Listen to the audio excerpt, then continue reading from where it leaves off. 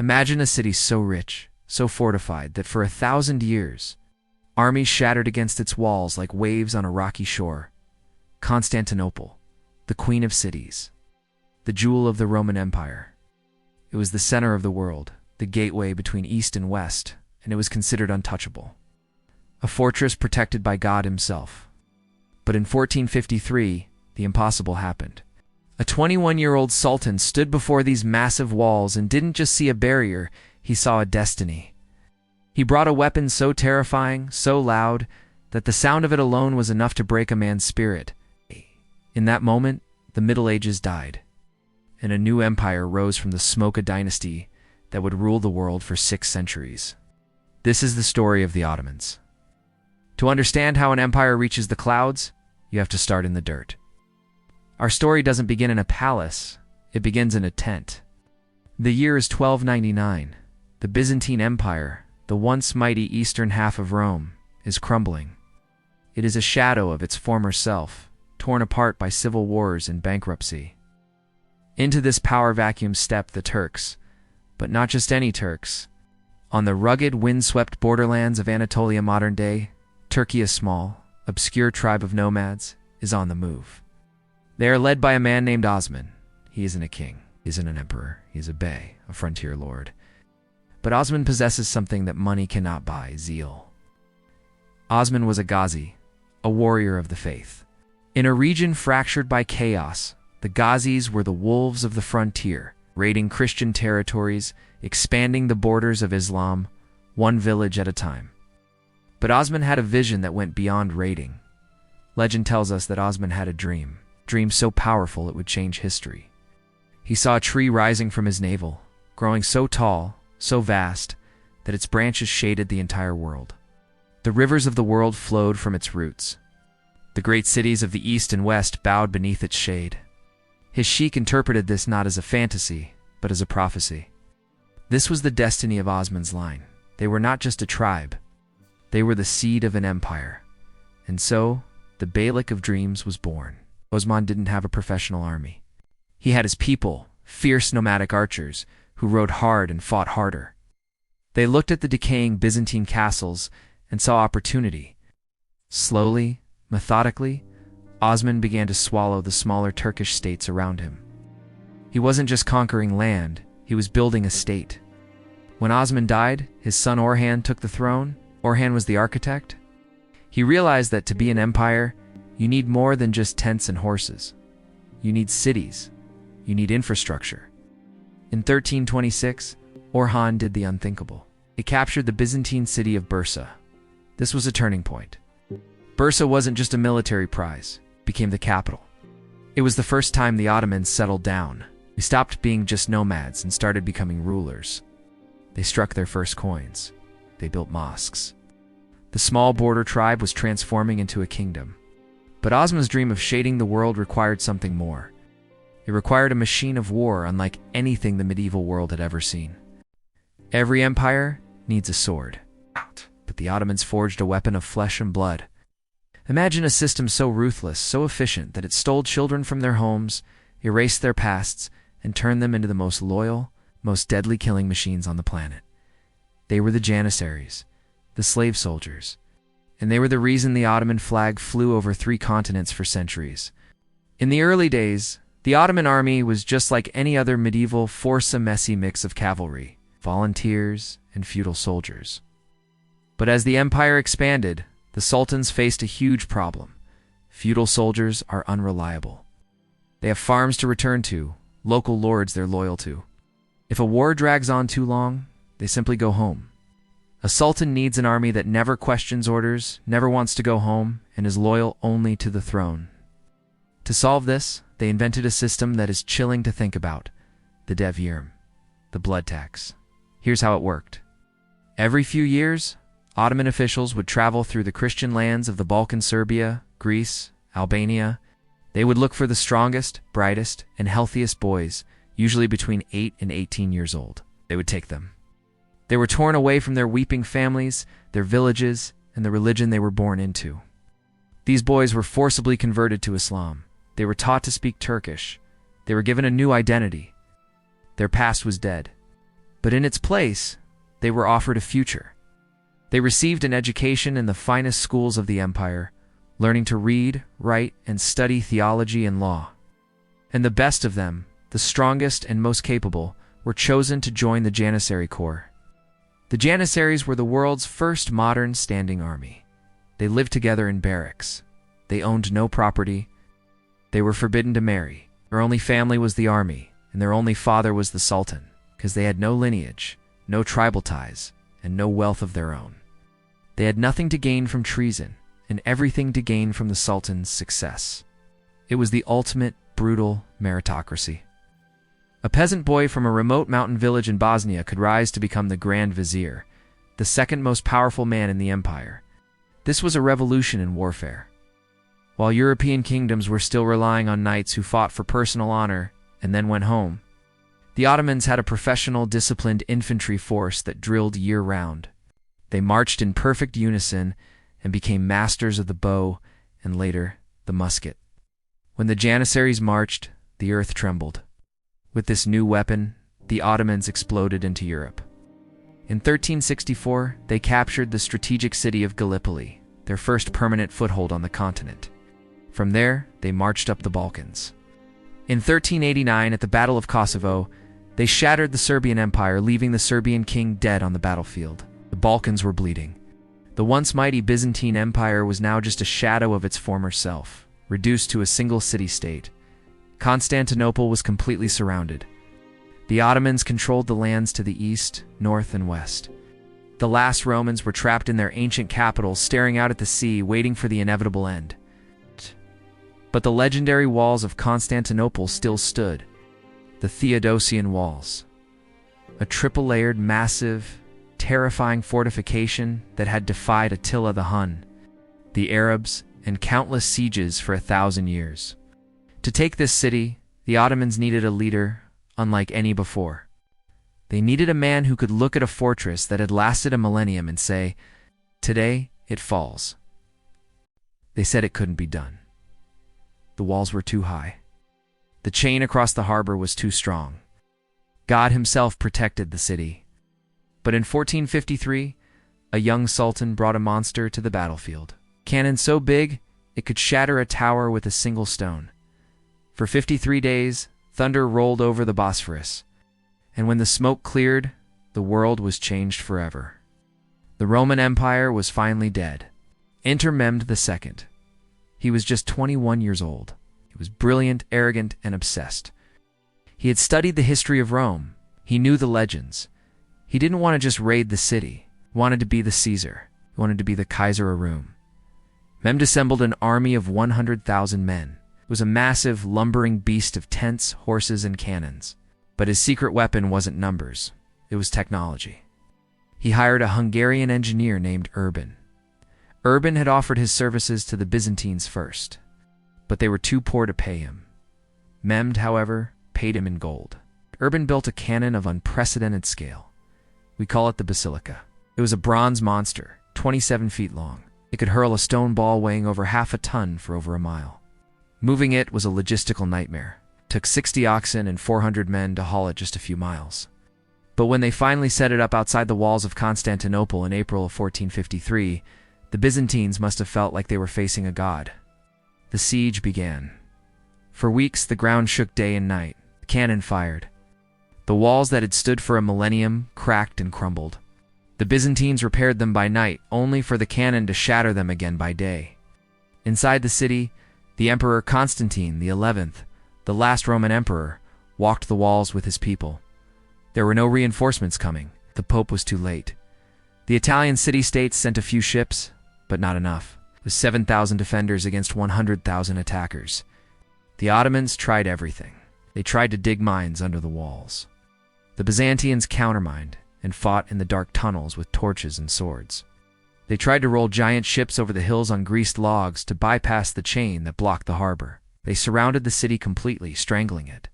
Finally, on May 29, 1453, Mehmed ordered the final assault. It was a Monday. Before dawn, the cannons fired one last time. The waves of irregular troops attacked first, exhausting the defenders. Then came the Anatolian Turks. And finally, Mehmed unleashed his elite. The Janissaries, they marched. They didn't run. They marched, beating their drums, chanting their prayers. They reached a breach in the wall near the gate of St. Romanus. The fighting was hand-to-hand, teeth-and-nails combat. A Genoese commander named Giovanni Longinus was wounded and fled the wall. The defense collapsed. The Janissaries poured in. The Emperor Constantine threw away his purple imperial robes. He didn't want to be captured. He wanted to die like a soldier. He charged into the oncoming wave of Turks. He was never seen again. Mehmed rode into the city, went straight to the Hagia Sophia, the greatest church in Christendom, knelt on the floor, scooped up a handful of dust, and sprinkled it on his turban as a sign of humility. Then he ordered the church to be converted into a mosque. The mosaics were plastered over, minarets were raised. Constantinople became Istanbul. The Roman Empire, which had lasted in one form or another for 1,500 years, was finished. The Ottoman Empire was born. A century later, the Ottoman Empire wasn't just a power. It was a superpower. Its wealth was staggering. Its armies were unstoppable. And at its head sat a man who terrified the kings of Europe while writing poetry in his tent. Suleiman the Magnificent, the lawgiver, the shadow of God. This is the Golden Age, where the Ottoman flower filled its cup with the riches of the world. The fall of Constantinople was the spark, but the fire really roared under Suleiman. He ascended the throne in 1520. He was the 10th Sultan, and he would rule for 46 years. In the West, they called him the Magnificent because of his opulence and his power. In the East, they called him the lawgiver because he brought justice and order to a chaotic world. Suleiman inherited an empire that was stretching at the seams, and he decided to push it further. He looked west. The great enemy of Christendom, the Holy Roman Empire, was ruled by Charles V. Suleiman wanted to prove who was the true emperor. In 1526, Suleiman marched his army north to Hungary. At the Battle of Mohacs, the Ottoman army met the Hungarian king. It wasn't a battle, it was a slaughter. It lasted barely 2 hours. The Hungarian king was killed, his army annihilated. The Ottoman flower, as the saying went, filled their cups with the blood of the Christian enemy. The road to Vienna was open. But Suleiman wasn't just a warrior, he was a builder. He hired the greatest architect of the age, a genius named Sinan. Sinan built the Selimai Mosque, a masterpiece of engineering with a dome higher even than the Hagia Sophia. He built bridges, aqueducts, and schools. Istanbul became the largest city in the world, a metropolis of nearly 1 million people at a time when London was a dirty town of 50,000. It was a melting pot. Jews expelled from Spain found refuge here. Greeks, Armenians, and Muslims lived side by side in a system called the millet system. It wasn't democracy by any stretch, but for the 16th century, it was a model of relative tolerance. You paid your taxes, you kept your laws, and you were left alone. Suleiman also commanded the seas. He allied with the most feared pirate in history, Barbarossa. Together, they turned the Ottoman navy into a force that dominated the Mediterranean. They fought the Holy League. They terrified the Pope. And they even allied with the King of France, who was a Christian, against the Holy Roman Emperor. Politics makes strange bedfellows. Under Suleiman, the empire controlled the Silk Road. The trade routes from China and India flowed through Ottoman hands. They controlled the holy cities of Mecca, Medina, and Jerusalem. The Sultan was the Caliph, the protector of the faith. The coinage of the Ottomans, the gold axe, was the dollar of its day. It seemed like the empire would never end. Controlled Algeria, Iraq, Hungary, Greece, the Balkans, and the entire coast of North Africa. From the gates of Vienna to the mountains of Yemen, the crescent flag waved. But empires have a life cycle. Grow, they flower, and then they stop.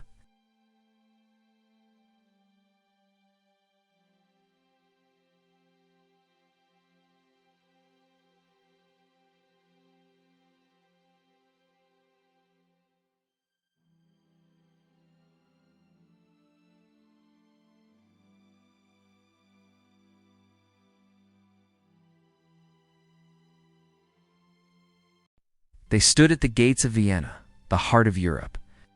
Twice, the Ottoman war machine tried to smash the iron doors of the West. Twice, they failed. The second time, the thunder of hooves signaled the end of the offensive. The Ottoman Empire had stopped growing. The moment an empire stops growing, it begins to die. The first crack in the armor appeared in 1529. Suleiman, fresh from his victory in Hungary, laid siege to Vienna. It was a massive campaign. But the weather turned against them. The autumn rains came early, turning the ground into a mud pit. Their cannons sank in the mire. Supplies ran low. Suleiman was forced to retreat. It was a bruise to the Ottoman ego, but not a fatal blow. Fatal blow came 150 years later, 1683. The empire was now ruled by the Grand Vizier, Kara Mustafa. He was arrogant, ambitious, and desperate for glory. He marched a massive army over 150,000 strong to the walls of Vienna again. Thought it would be easy, but Europe had changed. While the Ottomans had rested on their laurels, Europe had gone through a military revolution. Better guns, better tactics, and crucially unity. The Ottomans were no longer fighting a divided Christendom. A coalition of forces, the Holy League, assembled to save Vienna. And then on the horizon they appeared. The Polish winged hussars, the heaviest cavalry in history. Men on armored horses with huge wings on their backs made of feathers that rustled like a storm and terrified the enemy horses. On September 12, 1683, the hussars charged down the hill. 20,000 horsemen, a thundering avalanche of steel, slammed into the Ottoman flank. It was a rout. The Ottoman camp was abandoned. The holy standard of the Prophet was left on the battlefield. The siege of Vienna was lifted. This was the turning point. For 1683, the Ottomans were the aggressors. They took land. After 1683, they were the defenders. They lost Hungary. They lost Transylvania. The Austrians pushed them back down the Balkans. But the real danger wasn't just outside the borders. It was inside. The military had stagnated. The Janissaries, once the elite innovators, had become a conservative political club. They clung to their old ways. They liked their bows and their swords. They saw the new muskets and cannons as a threat to their status. They became corrupt. Instead of training, they spent their time in crafts or running shops. They had families now which violated their original oath. They used their power as a political weapon. Whenever a sultan tried to modernize the army, the Janissaries rioted. They threw pots and pans out of their barracks, the clatter of the pans, and marched on the palace. They deposed sultans. They killed sultans. They became the kingsmakers. The bureaucracy grew bloated and lazy. The system of land grants, the timers, began to fail. Tax farming drained the peasants dry. The coinage was debased mixed, with cheaper metals causing massive inflation. The empire was rotting from the head down. While Europe was entering the Enlightenment, discovering science, industry, and reason, the Ottoman court was isolating itself. They called themselves the Sublime Porte, a high-sounding name for a government that was shutting its eyes to the world. They were becoming the sick man of Europe. The real danger wasn't just outside the borders, it was inside.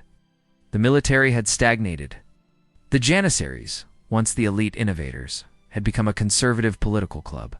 They clung to their old ways. They liked their bows and their swords. They saw the new muskets and cannons as a threat to their status. They became corrupt. Instead of training, they spent their time in crafts or running shops. They had families now, which violated their original oath. They used their power as a political weapon. Whenever a sultan tried to modernize the army, the Janissaries rioted. They threw pots and pans out of their barracks, the clatter of the pans, and marched on the palace. They deposed sultans. They killed sultans. They became the kingsmakers. The bureaucracy grew bloated and lazy. The system of land grants, the timers, began to fail. Tax farming drained the peasants dry. The coinage was debased mixed, with cheaper metals, causing massive inflation. The empire was rotting from the head down. While Europe was entering the Enlightenment, discovering science, industry, and reason, the Ottoman court was isolating itself, called themselves the Sublime Porte, a high-sounding name for a government that was shutting its eyes to the world. They were becoming the sick man of Europe. The empire was rotting from the head down. While Europe was entering the Enlightenment, discovering science, industry, and reason, The Ottoman court was isolating itself. They called themselves the Sublime Porte, a high-sounding name for a government that was shutting its eyes to the world. They were becoming the sick man of Europe. The Ottoman Empire, once a formidable power, was now a shadow of its former self. A stark reminder that even the mightiest empires can fall. While the rest of the world built factories and steam engines, the sick man of Europe coughed and bled. The empire was drowning in debt. Its territories were breaking away like ice from a glacier. But the empire didn't die. Why? Because the great powers of Europe couldn't agree on how to cut up the corpse. The Ottoman Empire became a pawn in a game of chess played by Britain and Russia. The 19th century was a century of pain for the Ottomans. The wheels of industry had turned Europe into a powerhouse of factories and steel ships. The Ottomans had missed the boat. Literally. Their fleet was outdated. Their economy was agrarian, centuries behind the times. They began to lose everything. The Greeks revolted. After a long and bloody war, Greece won its independence. It was a huge psychological blow. The first major piece of the empire torn away. Then, the French invaded Algeria. The British took Egypt. The Russians eyed the Straits, dreaming of a warm water port, pushing down into the Caucasus and the Balkans. The empire went bankrupt. They borrowed millions from British and French banks to pay for their crumbling military and lavish palaces. They couldn't pay the interest. The Europeans took control of the Ottoman finances. They created the Ottoman Public Debt Administration, basically. Foreign officials moved into Istanbul and started collecting taxes directly to pay off the loans. The Sultan was a ruler in name only, yet the empire survived. It was a strange survival. It was kept alive on life support by a concept called the balance of power. Britain and France feared Russia. If Russia conquered the Ottomans, Russia would become too strong. Britain wanted to keep the Ottomans alive as a buffer, a giant shield to block the Russian bear from reaching the Mediterranean Sea. So, whenever the Ottomans were on the brink of collapse, Britain or France would step in to patch them up, just enough to keep the Russians out. It was humiliating. The empire was no longer a predator. It was prey. But there was a new current stirring.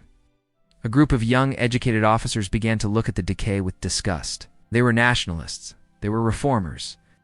They blamed the old ways, the Sultan's absolute power, and the influence of the clerics. They called themselves the Young Turks.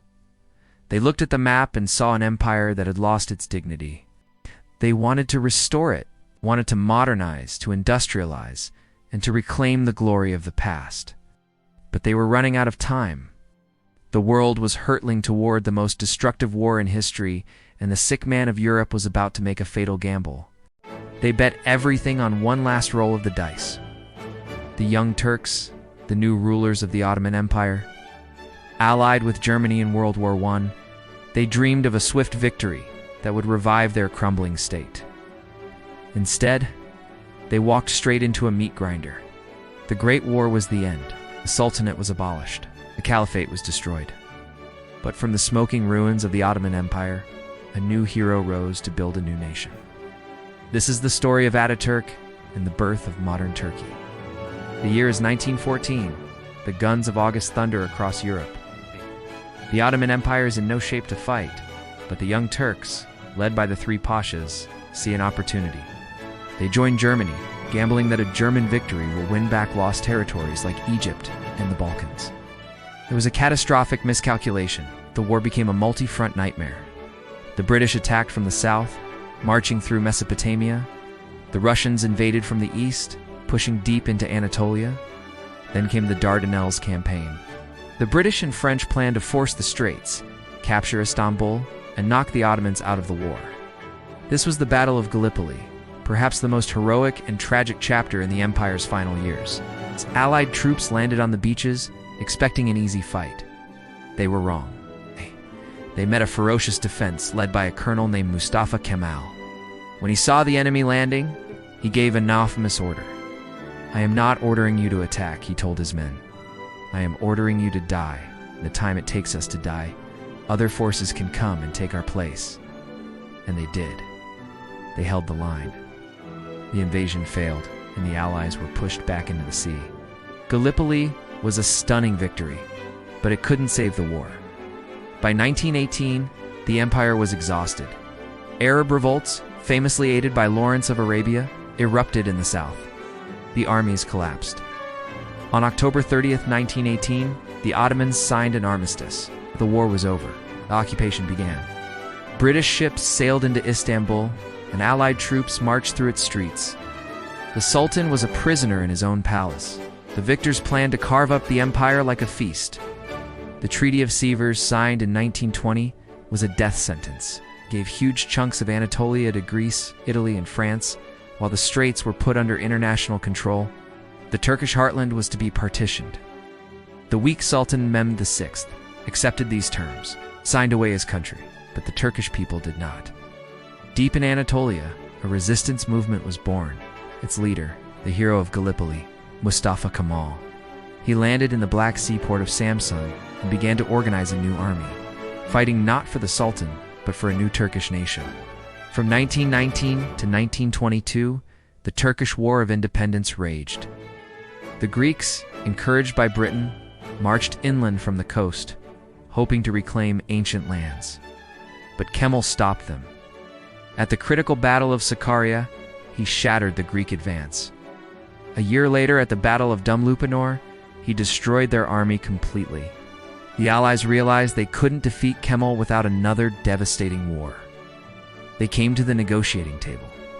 The humiliating Treaty of Sèvres was torn up and replaced by the Treaty of Lausanne in 1923. This new treaty recognized the sovereignty of a new state, the Republic of Turkey.